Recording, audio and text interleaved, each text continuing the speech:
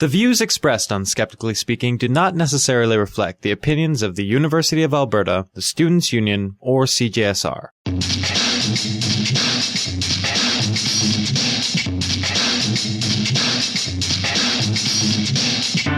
Well, and welcome to Skeptically Speaking. I'm your host, Desiree Schell. So, science and skepticism have been making a lot of headlines lately. The moon bombing, the H1N1 vaccine, Ardipithecus. There's a lot going on, and people are paying attention. But that's not always the case. And even when it is it the kind of attention we want? So today, we'll be talking about getting noticed. We're pleased to have two guests with us, Greg Laden, biological anthropologist and blogger, and Omar Mouallem, rapper and journalist. But first, we have our regularly scheduled installment of Speaking Up. Hello, Raven Hanna, founder of Made with Molecules. Are you there? Hello. Thank you so much for having me. No problem. We've been trying to get you on for a while. So tell us a bit about Made with Molecules. Well, Made with Molecules, I started about 4 years ago.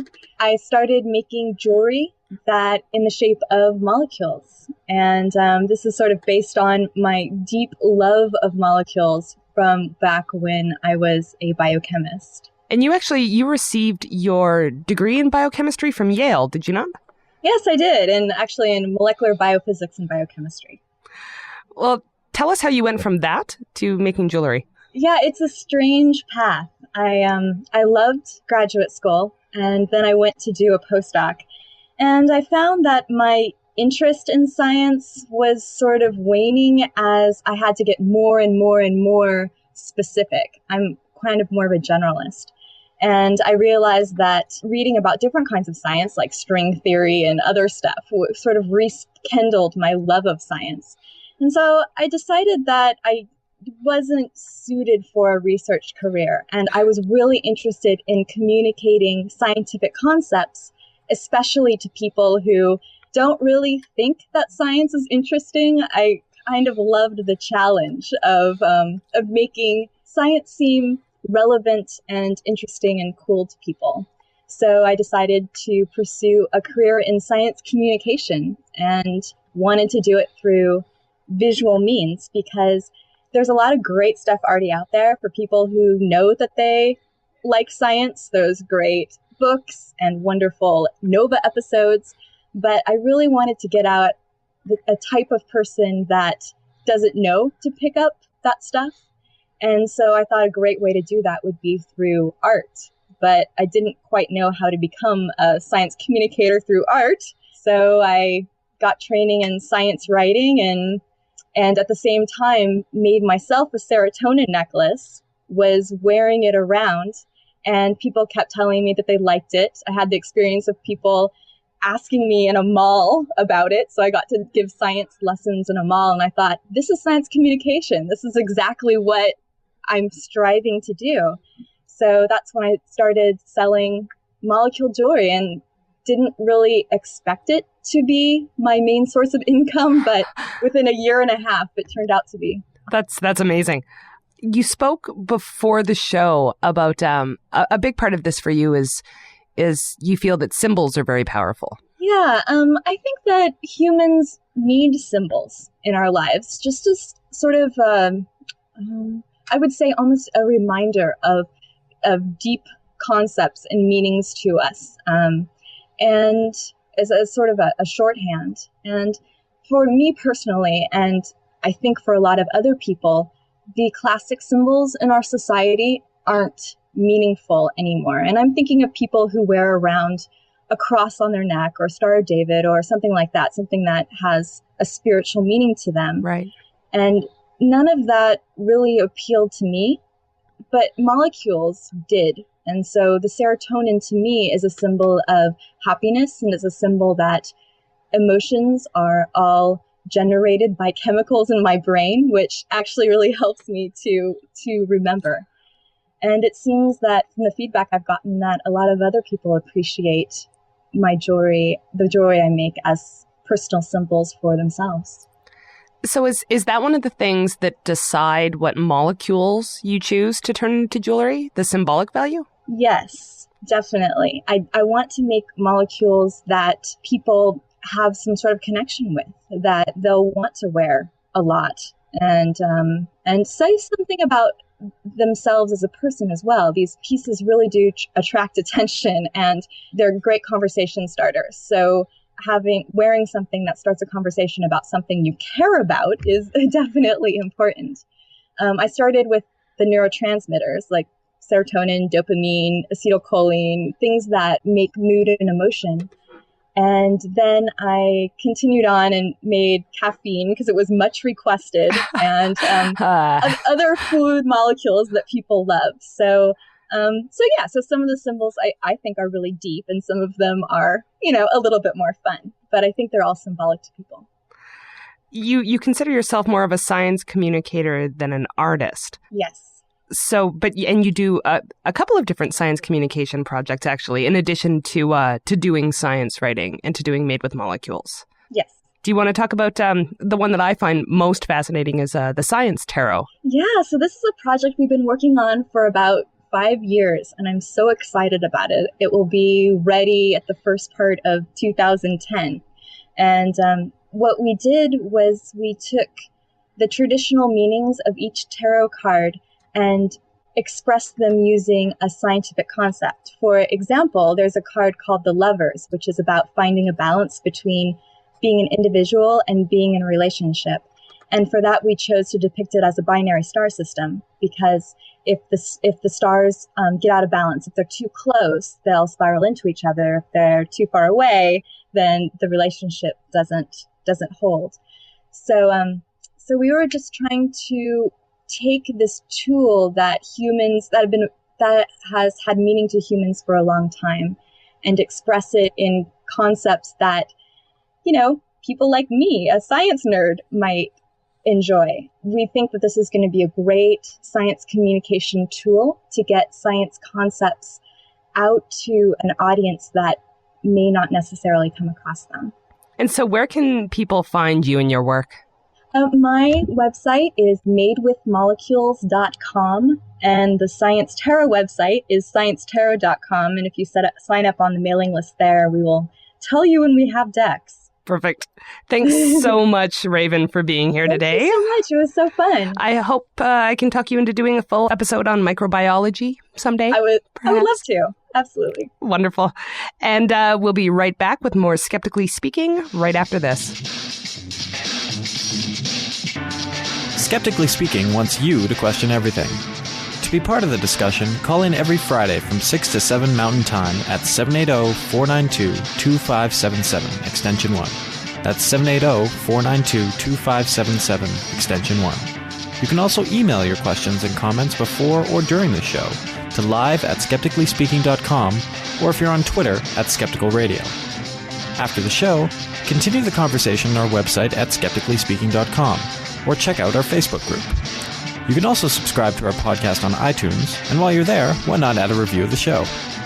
Skeptically Speaking also airs on Citywide LP 99.1 FM in Madison, Wisconsin, Public Reality Radio, WPRR 1680 AM in Grand Rapids, Michigan, Roslyn 101.1 in Roslyn, British Columbia, and on freethoughtradio.com. And now, back to the show. Welcome back to Skeptically Speaking. I'm your host, Desiree Schell. And we're going to be talking today about how the skeptical community gets the word out. So here in the studio with me is Omar Mouallem.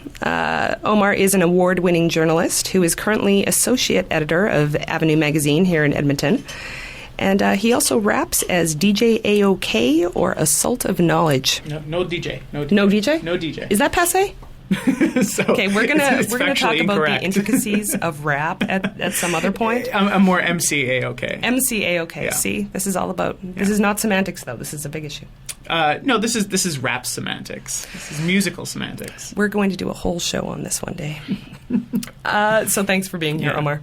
Thank you. And Greg Laden, are you on the line? Yes, I am. Lovely. Thanks very much for being here. Glad to be here. Greg is a Harvard-educated biological anthropologist from Minneapolis, Minnesota. He's the author of the descriptively titled Greg Laden's blog, subtitled Science as Culture, Culture as Science. So welcome both of you to Skeptically Speaking. Thank you. Thanks for inviting me. So let's start off with what people think of skeptics. Sort of what's the image that comes into your mind when someone says that word, Omar? When you say skeptic, and this is just because I'm more aware that there is a global skeptical community, I think of TAM. I think, forgive me, I do think a little bit nerdy. I think of blogs and YouTube, and I think of conferences. When I think of skeptical people, of course, I just think of the guy who, in an office conversation about astrology, speaks up and says, well, here's why these generalizations don't fit. Craig, what about you? Well, I do think of the concept of a conflict between people who have different ideas of what being a skeptic is. Because I hear the word in regards to 9/11 denialists or Holocaust denialists, that sort of thing. The word skeptic is used very widely, and I think that I agree with what Omar said, and that's what I think skeptics really are, and that's how we should really be using the word. I also think about because I'm more involved in the atheist community and have been for longer than the skeptics community, I think of atheists automatically, and that may not be accurate. It's often not accurate at all. A lot of 9/11 truthers would identify themselves as atheists and would also probably call themselves skeptics as well. But by failing to look at the factual information behind the 9/11 incident and using that toward their claims, they're being askeptical. And that's what's interesting here, because what we're talking about is perception. And skepticism is supposed to be about fact and evidence. But evidence is unfortunately not enough to change people's minds sometimes, especially when we're talking about deeply held beliefs. I think a lot of people just put skepticism and cynicism together, and that is their perception of skeptics, is cynical people. Well, and some of that is presentation, which is exactly what we're talking about. So let's start with some specific examples of presentation. Greg, do you want to talk a bit about ARDI? Sure. Just to give some background, ARDI is it stands for the genus species Ardipithecus, which is an early hominid, 4.5 million years old or so from Northeast Africa. It was discovered decades ago, but only recently a bunch of articles came out all at once describing all kinds of things about its physical appearance and its behavior and so on. And when it came out with a fair amount of publicity with the papers. There wasn't much advanced publicity, but there was a fair amount of publicity when the papers came out. And compared to a couple months ago when Ida, the fossil monkey, was announced, in which the species name, the press releases, the full-size book, the motion picture starring Alistair Cook, the press releases and the scientific papers all came out at the same exact moment. Ardipithecus was a mild, relatively controlled, not terribly obnoxious example of a announcement of an important scientific find. But had Ida not occurred recently, I think Ardipithecus would be seen as a bit of a splash. And I think the big issue there is in human evolution studies, when these new finds come out, we're always asked about the questions of missing link or if a particular fossil is an ancestor of humans or not. And there's famous fights about people saying my fossil is a human ancestor, your fossil is not, and vice versa. One great example of one of those fights was played out, and if you could ever see the tape of this, it was played out. It was at the Merv Griffin show. Richard Leakey and Donald Johanson fighting on the Merv Griffin show with charts and tables and casts over which of their hominids was the actual human ancestor. And there's a little bit of that in the Ardipithecus release. Right. But this is not new, Artie. No. This does nothing to change our views on human evolution at all. If you weren't paying attention and didn't know a lot about human evolution or weren't following it and studying it, this sounds like it has some new stuff. The idea that Ardipithecus walked differently than modern humans, which it does, was stated in the very first article that was written about it. The details of that are what's come out. I guess the thing is, this is an important set of papers because of the rich details they give and the data they provide, but the basic facts aren't different because of this recent set of publications from what we were thinking 15 years ago. Okay, so because that's interesting, because that wasn't exactly how it was presented. In fact, National Geographic, when I looked, 2 weeks ago, I guess it was now, it said oldest human skeleton found disproves missing link. And the first thing, that I thought is, oh crap, how did they get it wrong this time? Well, what they're saying there is that the so-called missing link is the ancestor of modern humans and chimpanzees. Mm-hmm. That's what they're referring to specifically as the missing link. And it is missing. Missing link is a term that a lot of modern skeptics claim should never be used because it's a meaningless term. It's not. It actually does mean something. Humans and chimpanzees are pretty different. And knowing the evolutionary sequence of events that leads to those differences is an important evolutionary question. And the missing pieces in those puzzles are missing links in a sense. Most things that are called missing links are not links. Right. And they're often not missing. The human-chimp missing link really is missing. We don't really have any fossils of that period. And Ardipithecus is close, maybe. It gives us a good idea of what this common ancestor may have looked like. And it looks exactly like we expected as far as I thought, as far as I was thinking. So it wasn't. It doesn't disprove anything as far as I know. I mean, it's cool. It's really important. But it Definitely. Now, we could do a whole show on media's obligation to the public, but this one is about how skeptics present themselves. So part of that is about how scientists present their studies. So do you think scientists were at fault in either of these situations? I think that in the case of Ida, what was wrong there was a very large-scale press push that about a really important fossil find, in which the details of the fossil find that are needed by other scientists to evaluate the legitimacy of the claims were not available. Right. Even to this day, they're not available yet. The paper that came out is not thorough enough for everyone to evaluate the claims that were made. And that's the fault of the scientists.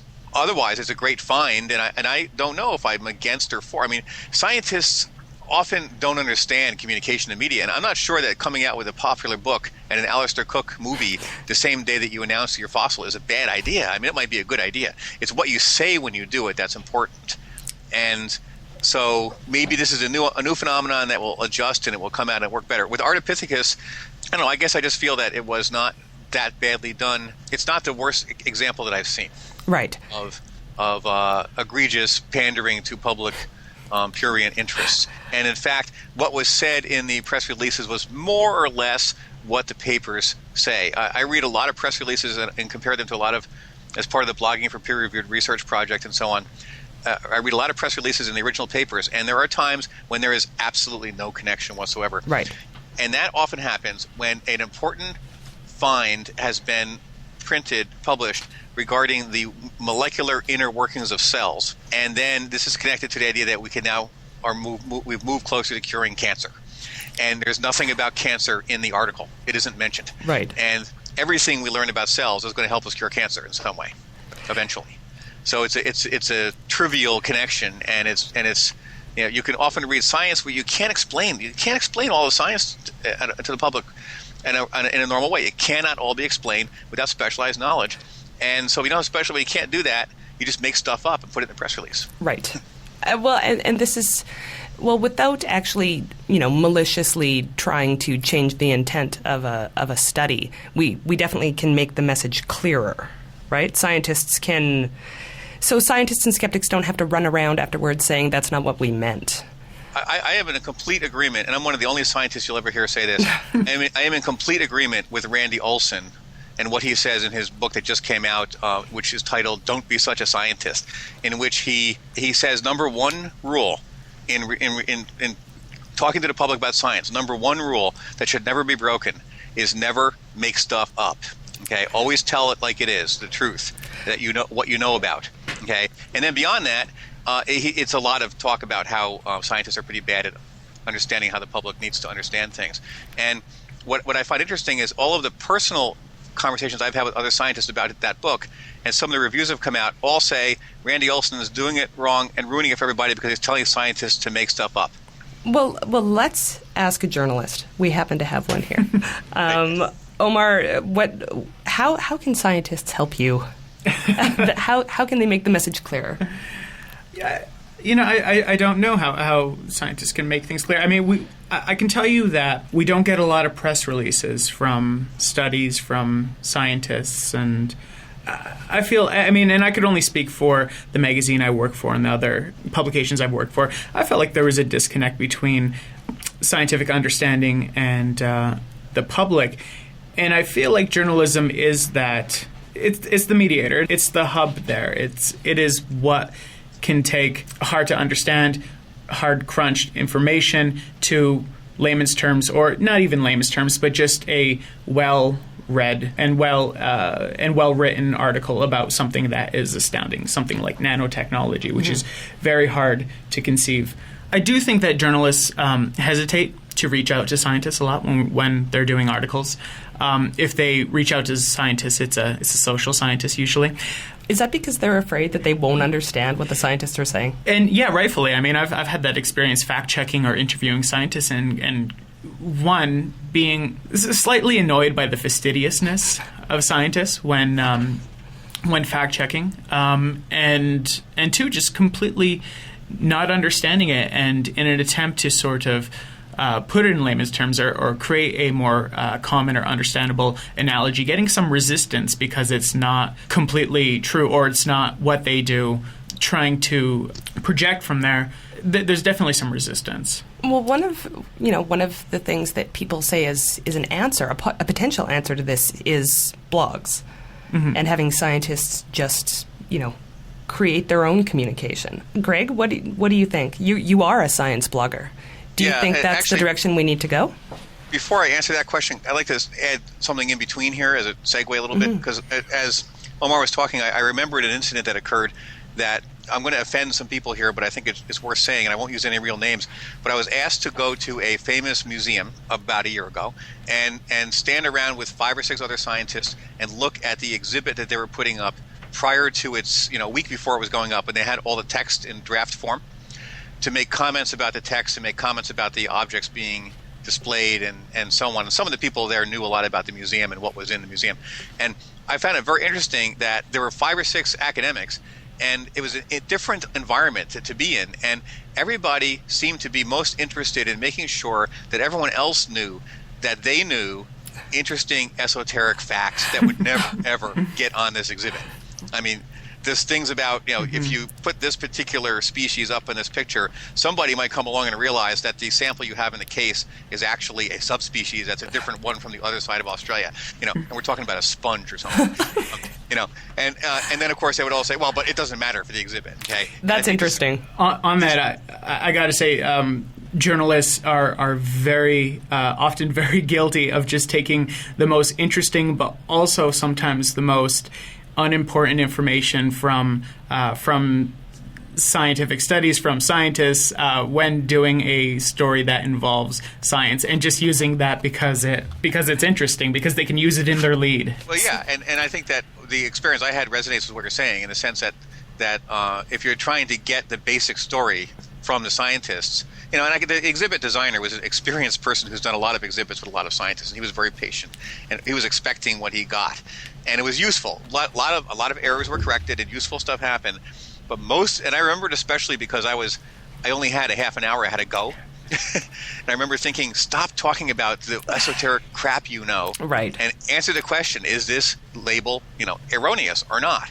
And I think that a lot of science conversation among scientists is justifiably like that. That's how we talk, because there's a great deal of skepticism within science, and it's an operative, functional part of the fabric of doing science. Is not someone tells you something and the first thing you do is you don't believe them.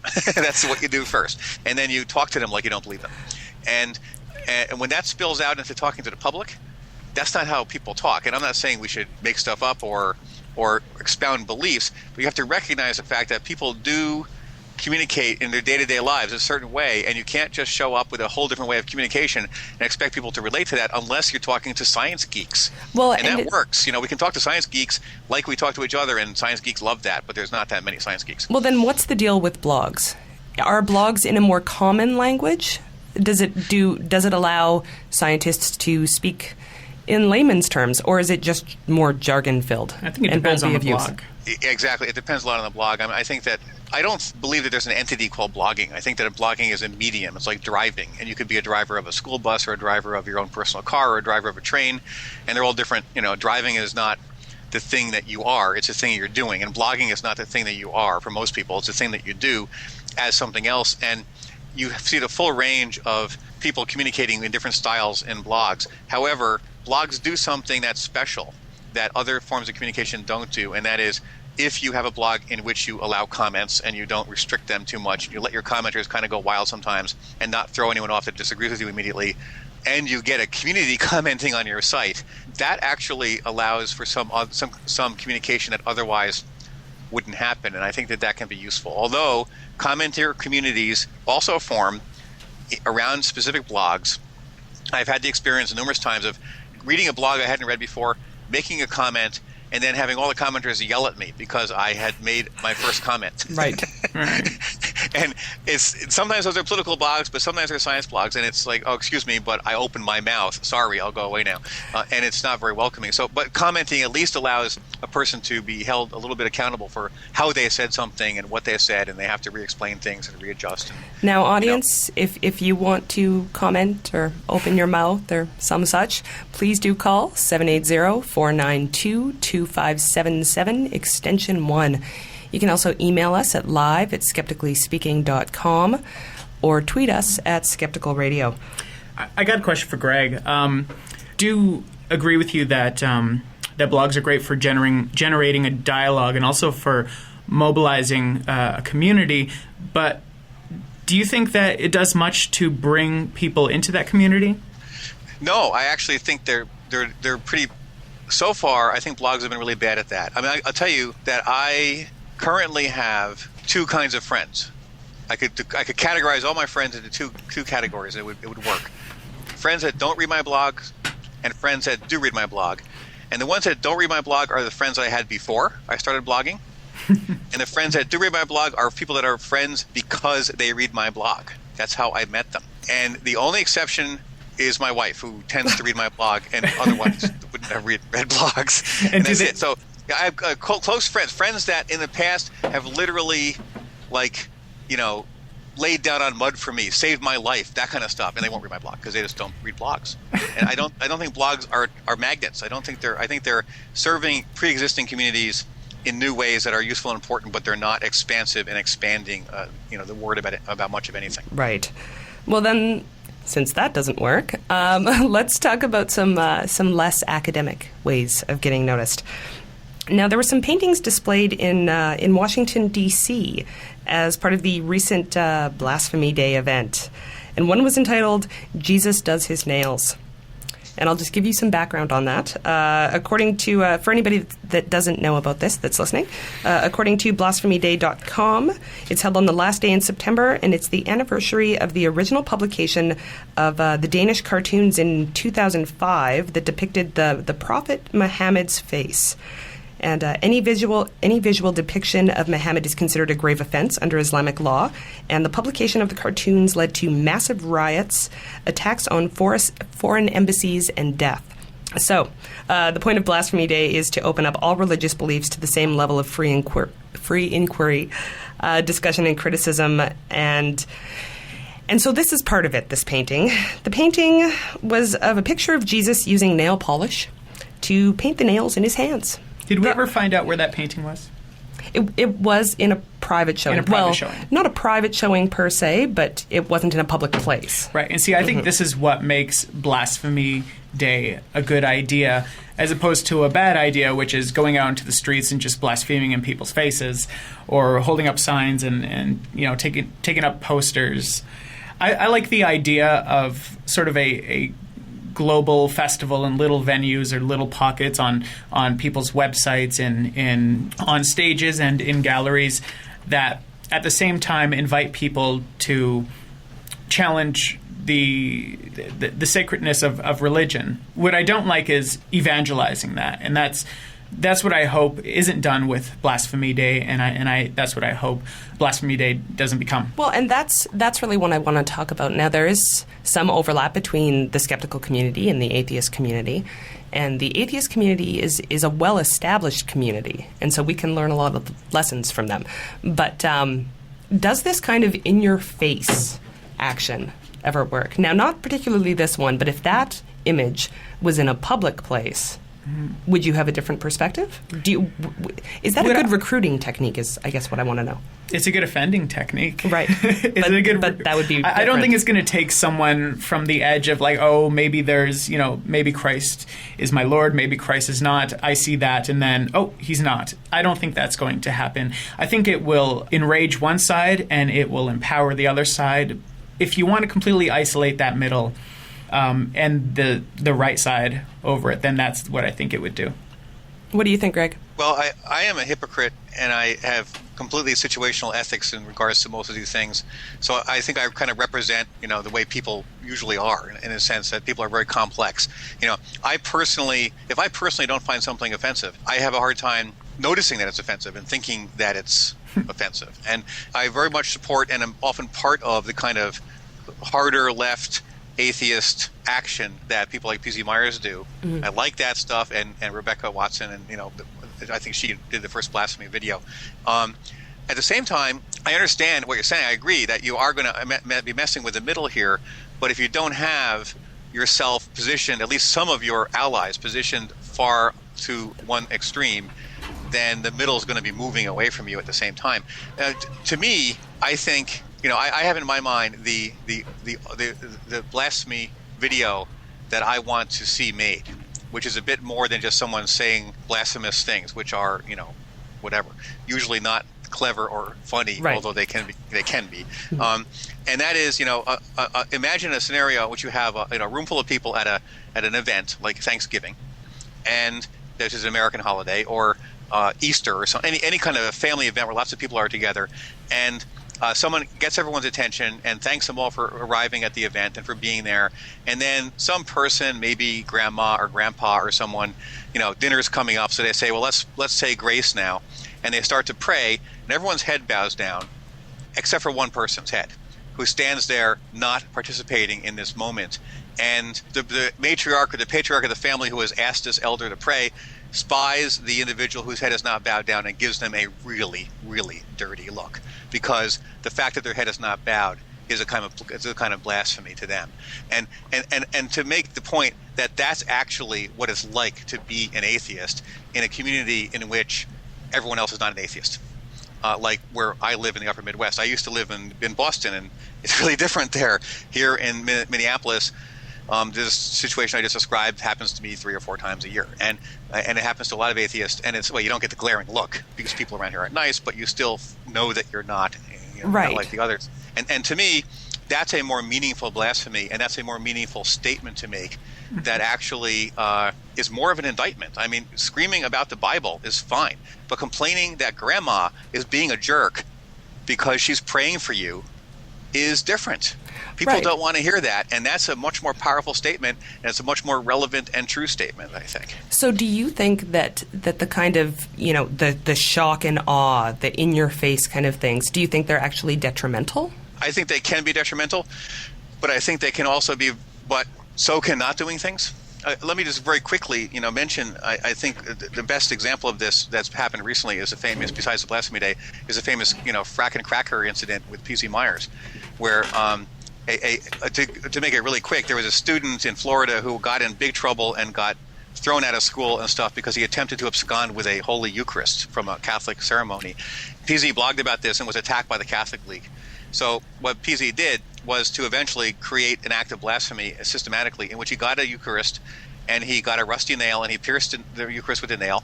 He put the nail in a garbage can with crumpled up pieces of the Bible, crumpled up pages from the Quran, and crumpled up pages from Richard Dawkins' The God Delusion, some coffee grounds, and banana peels. Now, what people didn't notice at the time, as an aside, is if you look closely at the banana peels, you can see the image of Jesus Christ in little black spots. But putting that aside, that was atrocious.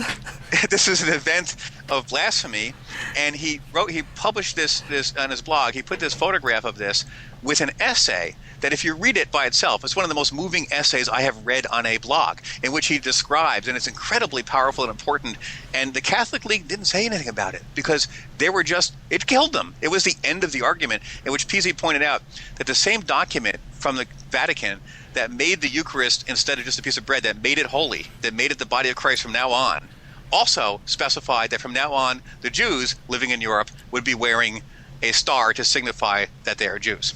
Same document. Right. So the same document that leads to Webster Cook being thrown out of the student council in the college because he tried to steal a Eucharist is the same document that ultimately led to the Holocaust.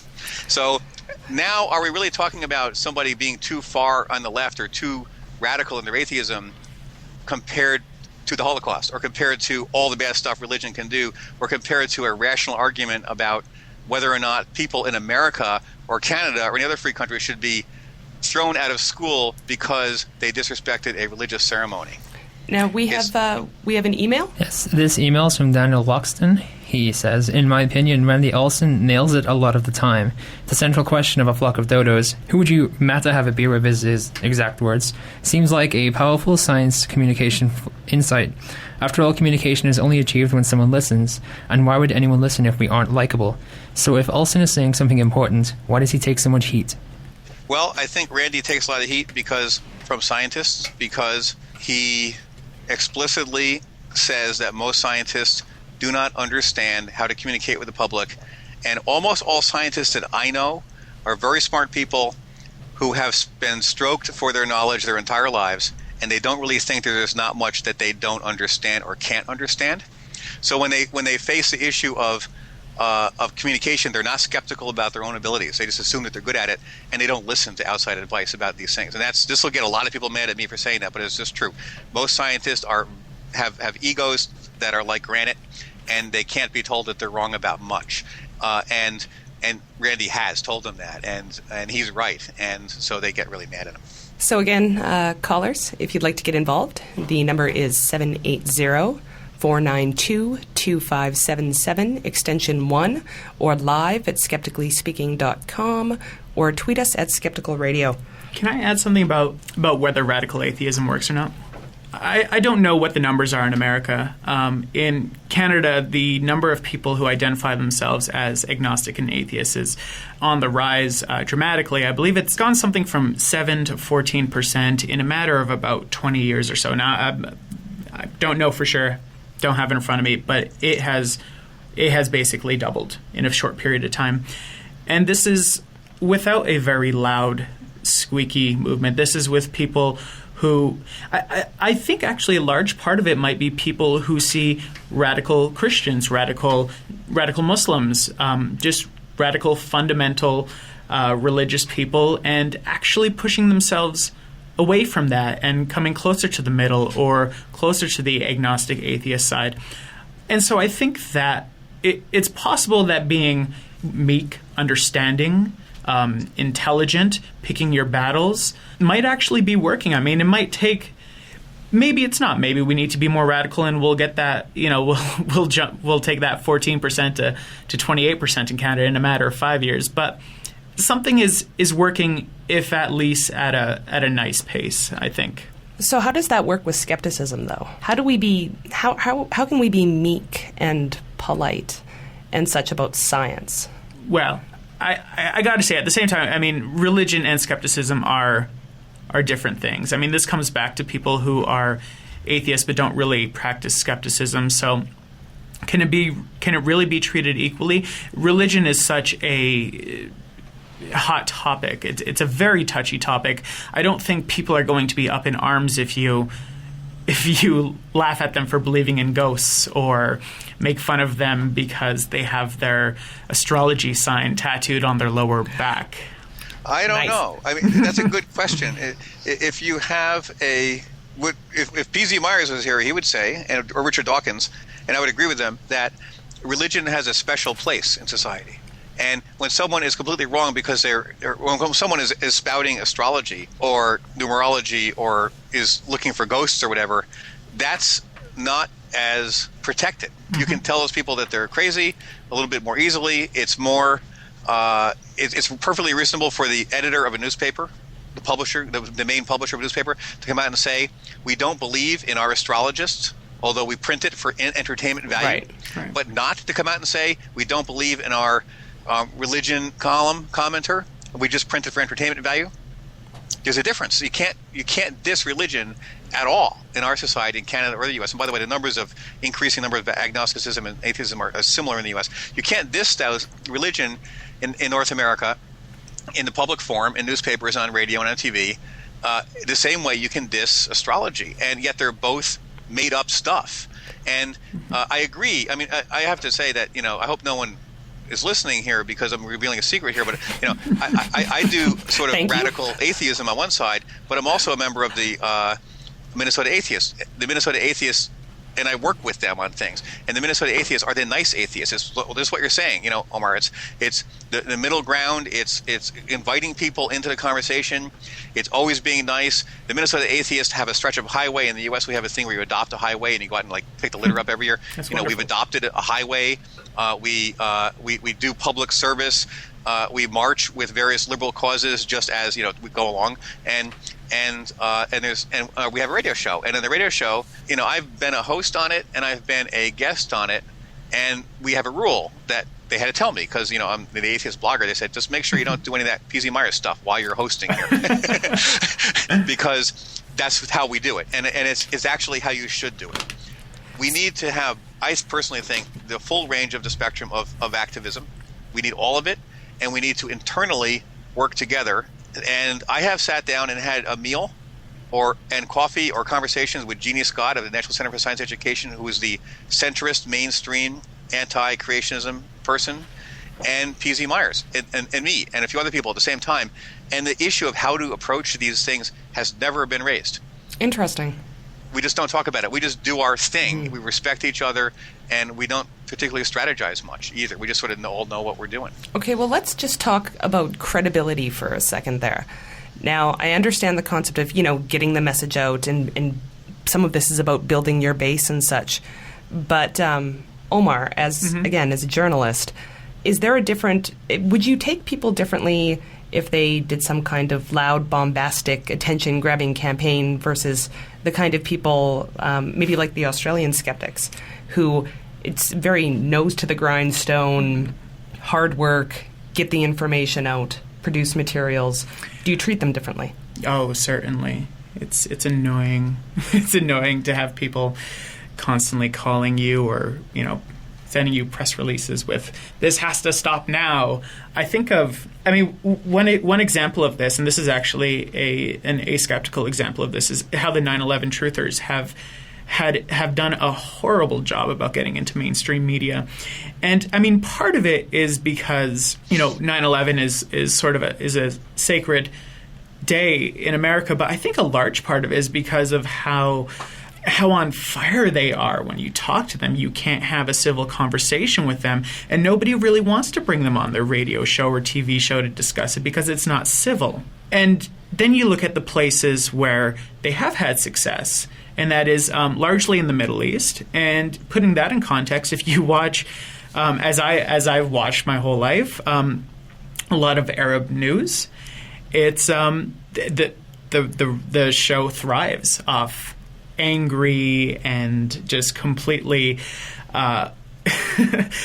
uncivil discussions and screaming and yelling, and a host who starts yelling at both people. I don't think that in our journalism, in our culture's journalism at least, the greasy wheel always gets... Greasy wheel always gets the oil? No. Squeaky wheel always gets the grease. Yeah. Yes, that's the one. So I think we have a lot more to talk about, and we're going to get to that right after the break. Next time on Skeptically Speaking, we'll be talking with Keith Scon about digital footprints, how computers can track behavior and find out all your dirty little secrets. What are the limits on what your company is allowed to find out about you, and how are they doing it? Who's really making the decisions in your organization? How do we figure out after the fact whether, yeah, go do that means yes, go grab me some lunch, or yes, perpetuate that multi-million-dollar fraud scheme? How much privacy is it reasonable to give up for how much security? Join us on the next episode of Skeptically Speaking, every Friday at 6 p.m. Mountain Time, here on CJSR. Welcome back to Skeptically Speaking. I'm your host, Desiree Schell. Again, I'm still in the studio with Omar Mouallem of Avenue Magazine and Skeptical MC. I'm a rapper who I rap skeptically. How about that? How about that? Yeah, no, Okay. the MC you got fine. It's I'm a rapper who, yes, I rap skeptically. I don't want to pigeonhole myself as a man who only raps about science, or a man who only raps about creationism, Right. And that's one of the things that we're going to be talking about in this section. And we're also here with Greg Laden of Greg Laden's blog, and who is on the side a biological anthropologist. And if you want to join in the conversation, do call in to 780-492-2577, extension 1. Email live at skepticallyspeaking.com, or email, or tweet Skeptical Radio. There's so many ways to get a hold of us. So I guess one of the things that I want to talk about now is about the arts. It doesn't just have to be academic. It doesn't have to be controversial public events. We don't necessarily need that to make headlines. It could be quite pleasant, even. Mm-hmm. And you and I were actually speaking about this, Omar, before, about, nobody walks around quoting Michael Shermer, or at least very few people. Right. On the other hand, I walk around humming "I Love the Whole World" from the Discovery Channel ad all the time. So why, that's very accessible, it's very catchy. Do those kind of things have more of a chance of breaking through? Definitely. I mean, I think that's one area of fault with blogs, is that although they are incredibly accessible, it is it's sort of like having an open door to a bathroom in a restaurant, but not having any signs to show people how to get there. I mean, I think about how I got into skepticism. It was through Penn and Teller's show Bolshevik. Thank you. That was for our Americans. Yes. We're allowed to swear in Canada. A very mainstream show on Showtime, and it was through them that I learned about Michael Shermer, then learned about Skeptic Magazine, then I learned about Skeptic's Guide Through the Universe, James Randi, and then the rest of it, and then here I am now. And I wouldn't have gotten there if it wasn't for this very mainstream show called Bolshevik. I'd like to see more skepticism in mainstream TV and music, and it doesn't have to. In fact, it shouldn't flag itself as skeptical programming coming up. It should just be, if a favorite rap group of mine, Dead Prez, when they these are two black guys from a very poor place in New York, and when they talk about misery and devastation, they talk about it through the eyes of people who believe there can't be a God because of what they've seen. This is skeptical, but it's not skeptical rap. It's two rappers rapping skeptically. Right. And it's critical analysis. Mm-hmm. Now, I don't want to tout them too much because they've also said some pretty ignorant things as well, namely, white people creating AIDS, et cetera, et cetera. Right. But that's another thing. I mean, I think that's another example of how religion and skepticism are so often separated by people. I think about fiction, very underrepresented in fiction, skepticism. I watched that movie Year One with Jack Black and Michael Cera. Very funny, and what I loved about the first 89 minutes of that movie is every religious occurrence in this movie is explained by coincidence, by reason, by, it's just that guy over there. And then at 90 minutes, the movie decides it's going to perform a miracle, and that kind of upset me. But the first 89 minutes, excellent, great, and funny. And South Park does these great episodes about celebrity ghosts and the ghost hunters, and how they're huge douchebags, and they did a 9/11 truthers one, which was extra hilarious. Scientology, I mean, they handle these things. It seems that we, or at least the entertainers, when they do handle a topic of skepticism, it's usually directed toward an adult group, I've noticed. In the 70s, kids used to have Scooby-Doo and Nancy Drew and Encyclopedia Brown and the Hardy Boys to get their critical analysis from, or their critical thinking skills from. My generation, at least, we grew up on Goosebumps, which, I mean, if it were the Hardy Boys, the evil lawn gnomes were explained by some sort of, puppetry. But my generation, when we heard about evil lawn gnomes, they were actually evil lawn gnomes. And we actually have an email. This is from Paul Welke. He says, "Isn't it somewhat intellectually dishonest to refrain from ridiculing the ridiculous? I mean, if people have silly beliefs, isn't it just to attempt to get others to join you in laughing? Also, I commend Greg on participating in his state's Adopt the Highway program, and I'm glad that we've been able to do the same here." All right. Yeah, well, I think that's part of the argument that can be made is that, and I guess I was sort of trying to say this before, we were talking about, we can ridicule the astrologer but not the religion, and that's a hypocritical stance. We have to kind of, even in our skepticism is supposed to be based on a rationality, and there has to be some degree of that. And the degree to which, I guess here's the main point, okay? The degree to which more radical atheism is seen as radical is not defined in many cases by the atheism itself or the skepticism itself. It's defined by the other side of the equation, okay? If a religion says, we think there is a spiritual nature to the universe, but we're not sure, and someone skeptically says, I don't think so, whatever. If a religion says, we have a person that 2,000 years ago died for your sins, and if you don't go along with that, then you're going to go to hell, and the response to that is going to be a bit more extreme. And it's not more extreme because the responders are more extreme. It's more extreme because the initial statement is very extreme, and because it includes all kinds of things in the package, like as a child growing up, if you misbehave in context of this belief system, then you will suffer eternal damnation, which is what Christians tell their children. And the reaction to that might be more extreme than just thinking, oh, there's a spiritual aspect of the universe, but we're not sure what it is. Okay, so radicalness is often defined by what it's reacting to, not entirely, internally.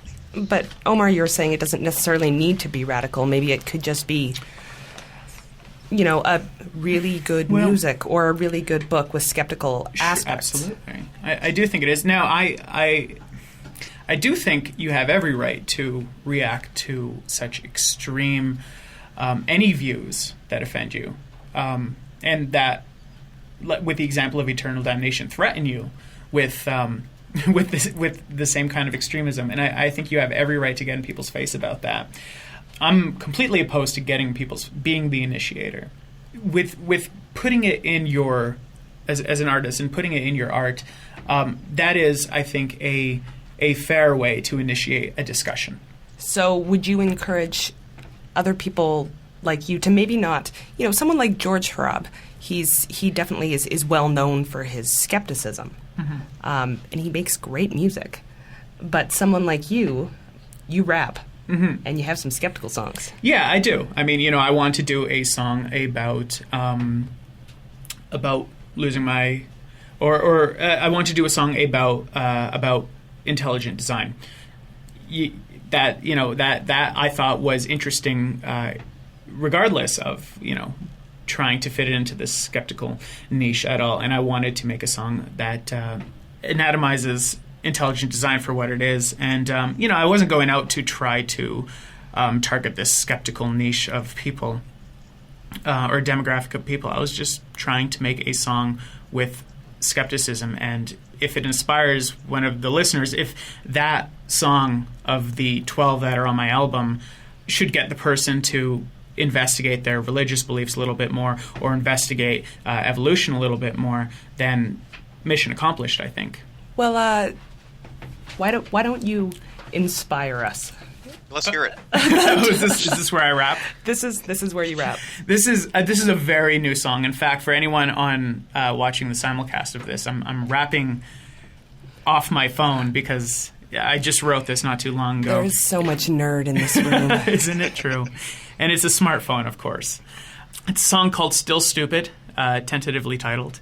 It's a sequel to a song I made about skepticism in politics called Get Stupid. So this is about stupidity in pop culture, called Still Stupid.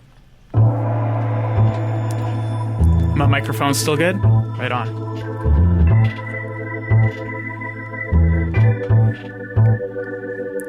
Sylvia Brown predict her own downfall, cause with Montel gone now, who's she gonna call for when her life's took? Cause I knifed that crook, laugh at a ghost, and wrote about it in my next book. Did a press junket, stopped at Larry King's, dressed like an ETC, what Larry thinks, before he starts rambling about what's in the sky. Probed his ass with a telescope, he screamed for his life. Next show, you know I do the big O, tell Winfrey I brought the best secret with me. Laws of attraction, when it's impacting, fist cracks her skull, the crowd starts clapping. You get a clue, and you get a clue, and you get a clue. It's the absolute truth. There's no such thing as ghosts or leprechauns, and there's no such thing as fairies and no gods. Oprah's the new god, vaccines the new devil, doubts the new sin, secrets the new Quran. It's hard to believe we've evolved at all. It's like hard to believe is a calling card.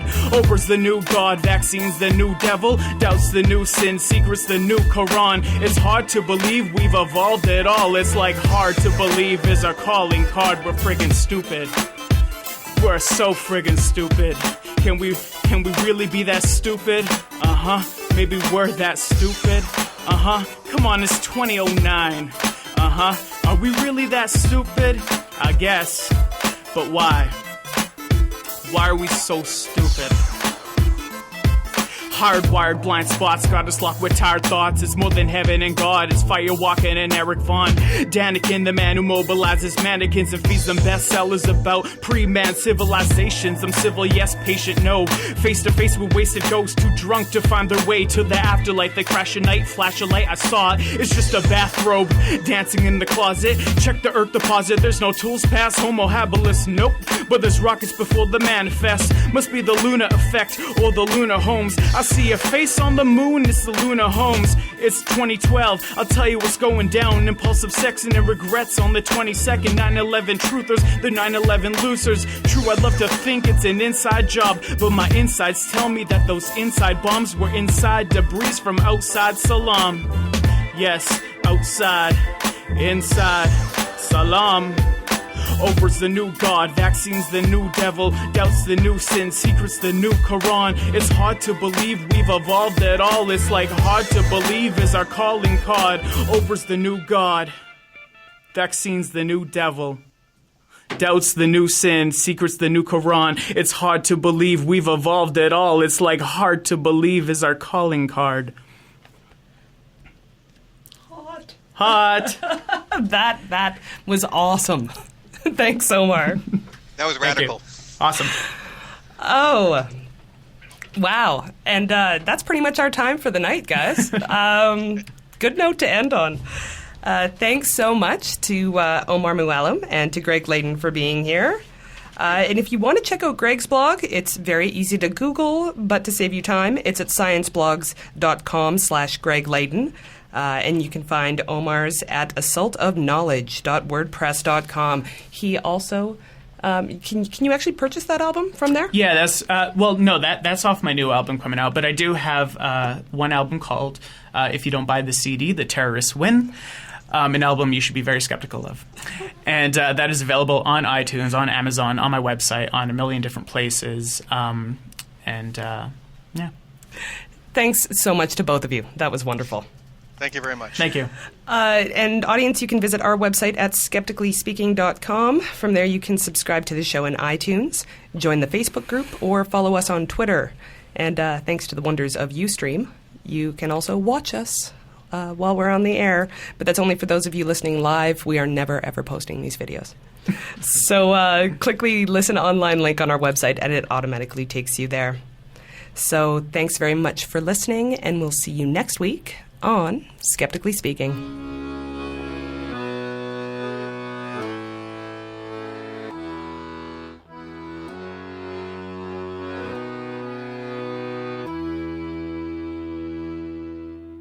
South America does not exist. The moon is painted on the sky. Sometimes fall up, but you never see, and everything you believe is a lie. Dinosaurs were invented by God as a test. Our bodies don't rot when we die. Oh, the hippies are working for the government.